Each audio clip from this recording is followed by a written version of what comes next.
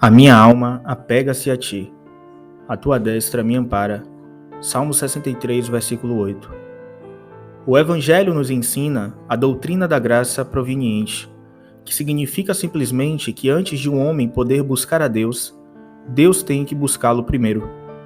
Para que o pecador tenha uma ideia correta a respeito de Deus, deve receber antes um toque esclarecedor em seu íntimo, que mesmo que seja imperfeito, não deixa de ser verdadeiro, e é o que desperta nele essa fome espiritual que o leva à oração e à busca. Procuramos a Deus porque e somente porque Ele primeiramente colocou em nós o anseio que nos lança nessa busca. Ninguém pode vir a mim, disse o Senhor Jesus, se o Pai que me enviou não o trouxer. João capítulo 6, versículo 44. E é justamente através desse trazer preveniente que Deus tira de nós todo vestígio de mérito pelo ato de nos achegarmos a Ele. O impulso de buscar a Deus origina-se em Deus, mas a realização do impulso depende de o seguirmos de todo o coração. Durante todo o tempo em que o buscarmos, já estamos em sua mão. O Senhor o segura pela mão, diz o salmista, no Salmo 37, versículo 24. Nesse amparo divino e no ato humano de apegar-se, não há contradição. Tudo provém de Deus, pois segundo afirma Van Hugel, Deus é sempre a causa primeira. Na prática, entretanto, isto é, quando a operação prévia de Deus se combina com uma reação positiva do homem, cabe ao homem a iniciativa de buscar a Deus. De nossa parte, deve haver uma participação positiva, para que essa atração divina possa produzir resultados em termos de uma experiência pessoal com Deus. Isso transparece na calorosa linguagem que expressa o sentimento pessoal do salmista no Salmo 42, dizendo: como suspira a costa pelas correntes das águas, assim por ti, ó Deus, suspira a minha alma. A minha alma tem sede de Deus, do Deus vivo. Quando irei e me verei perante a face de Deus. E um apelo que parte do mais profundo da alma, qualquer coração anelante pode muito bem entendê-lo. A doutrina da justificação pela fé, uma verdade bíblica e uma bênção que nos liberta do legalismo estéril e de um inútil esforço próprio, em nosso tempo tem se degenerado bastante, e muitos lhe dão uma interpretação que acaba se constituindo um obstáculo para que o homem chegue a um conhecimento verdadeiro de Deus. O milagre do novo nascimento está sendo entendido como um processo mecânico e sem vida. Parece que o exercício da fé já não abala a estrutura moral do homem, nem modifica a sua velha natureza. É como se ele pudesse aceitar a Cristo sem que em seu coração surgisse um genuíno amor pelo Salvador. Contudo, o homem que não tem fome nem sede de Deus pode estar salvo? No entanto, é exatamente nesse sentido que ele é orientado: conformar-se com apenas uma transformação superficial. Os cientistas modernos perderam Deus de vista em meio às maravilhas da criação. Nós, os crentes, corremos o perigo de perdermos Deus de vista em meio às maravilhas da sua palavra. Andamos quase inteiramente esquecidos de que Deus é uma pessoa e que por isso devemos cultivar nossa comunhão com Ele, como cultivamos nosso companheirismo com qualquer outra pessoa. É parte inerente de nossa personalidade conhecer outras personalidades, mas ninguém pode chegar a um conhecimento pleno de outrem através de um encontro apenas. Somente após uma prolongada e afetuosa convivência é que dois seres podem avaliar mutuamente sua capacidade total.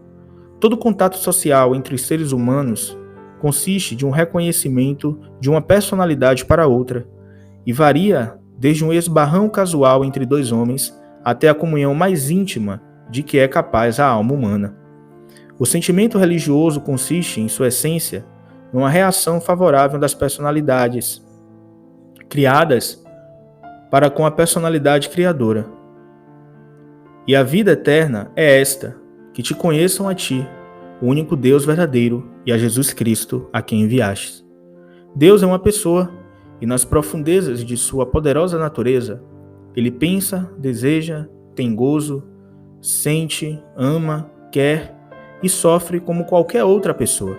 Em seu relacionamento conosco, ele se mantém fiel. a esse padrão de comportamento da personalidade. Ele se comunica conosco por meio da nossa mente, vontade e emoções. O cerne da mensagem do Novo Testamento é a comunhão entre Deus e a alma remida, manifestada em um livre e constante intercâmbio de amor e pensamento. Esse intercâmbio entre Deus e a alma pode ser constatada pela percepção consciente do crente. É uma experiência pessoal, isto é, não vem através da igreja, como corpo, mas precisa ser vivida por cada membro. Depois, em consequência dele, todo o corpo será abençoado. E é uma experiência consistente. Isto é, não se situa no campo do subconsciente, nem ocorre sem a participação da alma. Como, por exemplo, segundo alguns imaginam, se dá com o batismo infantil. Mas é perfeitamente perceptível de modo que o homem pode conhecer essa experiência assim como pode conhecer qualquer outro fato experimental. Nós somos, em miniatura, aquilo que Deus é em forma infinita. Tendo sido feitos à sua imagem, temos dentro de nós a capacidade de conhecê-lo. Enquanto em pecado, falta-nos tão somente o poder, mas a partir do momento em que o Espírito nos revivifica, dando-nos uma vida regenerada, todo o nosso ser passa a gozar de afinidade com Deus, mostrando-se exultante e grato.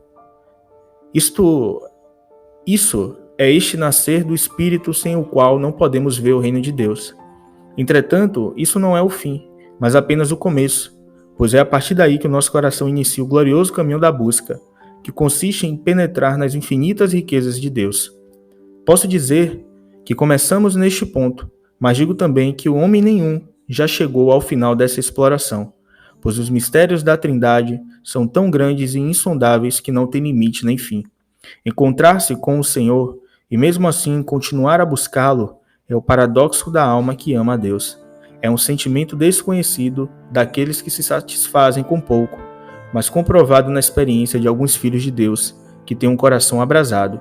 Se examinarmos a vida de grandes homens e mulheres de Deus do passado, logo sentiremos o calor com que buscavam o Senhor. Choravam por ele, oravam, lutavam e buscavam-no dia e noite, a tempo e fora de tempo, e ao encontrá-lo, a comunhão parecia mais doce após a longa busca. Moisés usou o fato de que conhecia a Deus como um argumento para conhecê-lo ainda melhor. Agora, pois, se achei graça aos teus olhos, rogo-te que me faças saber neste momento o teu caminho, para que eu te conheça e ache graça aos teus olhos. Êxodo capítulo 33, verso 13. E partindo daí, fez um pedido ainda mais ousado. Rogo-te que me mostres a tua glória. Êxodo 33, versículo 18. Deus ficou verdadeiramente alegre com essa demonstração de ardor, e no dia seguinte chamou Moisés ao monte, e ali em solene cortejo fez toda a sua glória passar diante dele. A vida de Davi foi uma contínua ânsia espiritual. Em todos os seus salmos ecoa o clamor de uma alma anelante, seguido pelo brado de regozijo daquele que é atendido. Paulo confessou que a mola mestra de sua vida era o seu intenso desejo de conhecer a Cristo mais e mais. Para o conhecer, disse Paulo em Filipenses no capítulo 3, versículo 10. Era o objetivo de seu viver, e para alcançar isso, sacrificou todas as outras coisas. Sim, devera considero tudo como perda por causa da sublimidade do conhecimento de Cristo Jesus, meu Senhor, por amor do qual perdi todas as coisas, e as considero como refúgio para ganhar Cristo. Filipenses capítulo 3, versículo 8. Muitos hinos evangélicos revelam este anelo da alma por Deus, embora a pessoa que canta já saiba que o encontrou. Há apenas uma geração, nossos antepassados cantavam um hino que dizia: verei e seguirei o seu caminho. Hoje não ouvimos mais entre os cristãos. É uma tragédia que nessa época de trevas deixemos só para os pastores e líderes a busca de uma comunhão mais íntima com Deus. Agora, tudo se resume no ato inicial de aceitar a Cristo.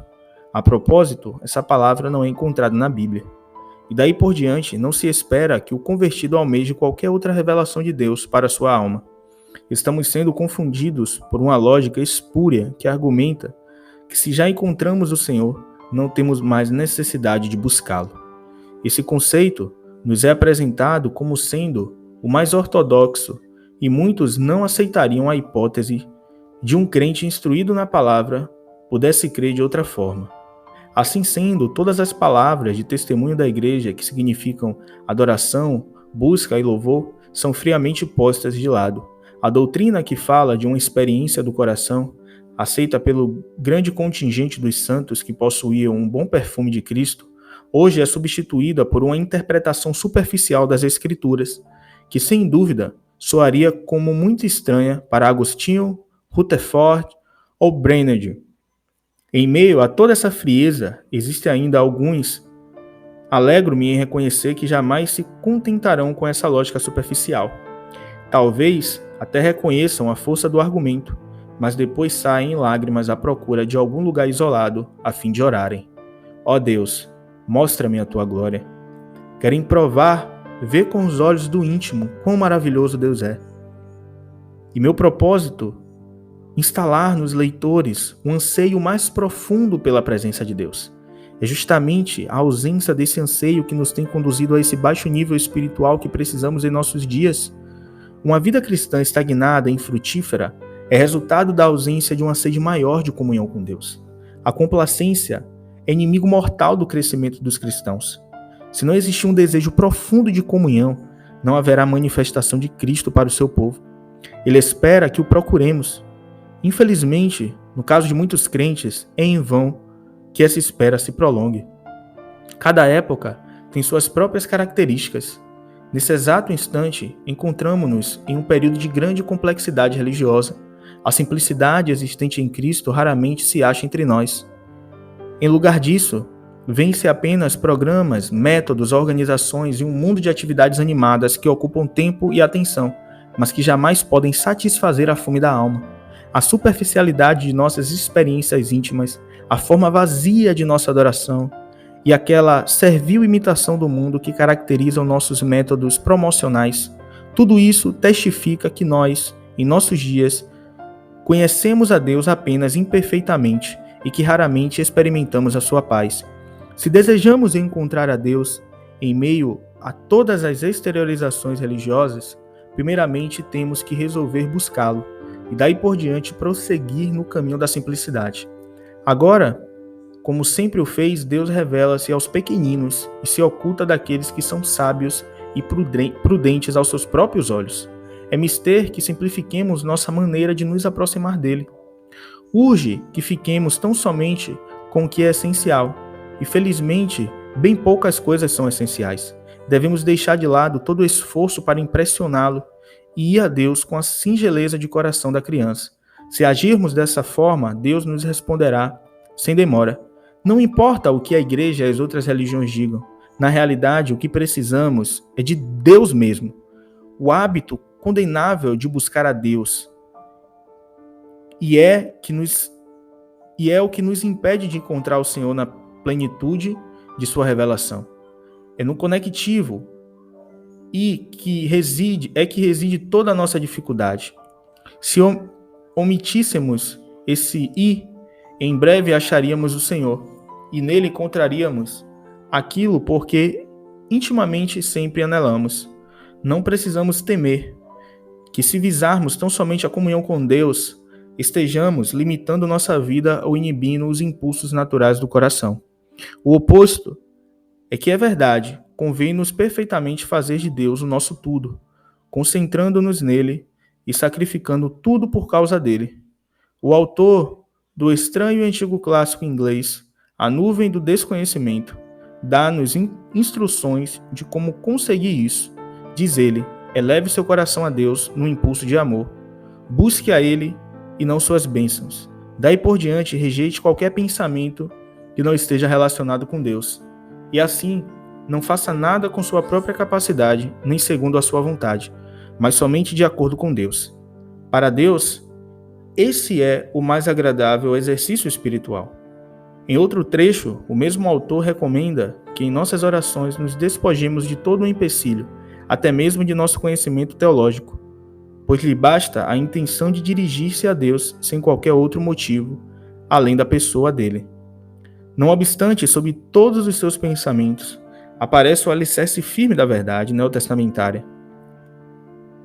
Porquanto, explica o autor que ao referir-se a ele, tem em vista a Deus que o criou, resgatou e que em sua graça o chamou para aquilo que você agora é. Este autor defende vigorosamente a simplicidade total. Se desejamos ver a religião cristã resumida em uma única palavra, para assim compreendermos melhor o seu alcance, então tomemos uma palavra de uma sílaba ou duas. Quanto mais curta a palavra, melhor será, pois uma palavra menor está mais de acordo com a simplicidade que caracteriza toda a operação do Espírito. Tal palavra deve ser ou Deus ou amor. Quando o Senhor dividiu a terra de Canaã entre as tribos de Israel, a de Levi não recebeu partilha alguma. Deus disse-lhe simplesmente: Eu sou a tua porção e a tua herança no meio dos filhos de Israel. Números capítulo 18, versículo 20. E com essas palavras, tornou-a mais rica de todas as suas tribos, irmãs mais ricas que todos os reis e rajás que já viveram nesse mundo. E em tudo isso transparece um princípio espiritual, um princípio que continua em vigor para todo sacerdote do Deus Altíssimo. O homem cujo tesouro é o Senhor tem todas as coisas concentradas nele. Outros tesouros comuns talvez lhe sejam negados, mas mesmo que lhe seja permitido desfrutar deles, o usufruir de tais coisas será tão diluído que nunca é necessário à sua felicidade. E se lhe acontecer de vê-los desaparecer um por um, provavelmente não experimentará a sensação de perda, pois conta com a fonte, com a origem de todas as coisas em Deus, em quem encontra toda a satisfação, todo o prazer e todo o deleite. Não se importa com a perda, já que em realidade nada perdeu e possui tudo em uma pessoa, Deus, de maneira pura, legítima e eterna. Ó Deus, tenho provado da tua bondade, e se ela me satisfaz, também aumenta a minha sede de experimentar ainda mais. Estou perfeitamente consciente de que necessito de mais graça. Envergonho-me de não possuir uma fome maior. Ó Deus Trino, quero buscar-te. Quero buscar apenas a ti. Tenho sede de tornar-me mais sedento ainda. Mostra-me a tua glória, rogo-te, para que assim possa conhecer-te verdadeiramente. Por tua misericórdia, começa em meu íntimo uma nova operação de amor. Diz a minha alma: levanta-te, querida minha, formosa minha, e vem. Cântico, capítulo 2, versículo 10. E dá-me graça, para que me levante e te siga, saindo deste vale escuro onde estou, vagueando há tanto tempo, em nome de Jesus. Amém.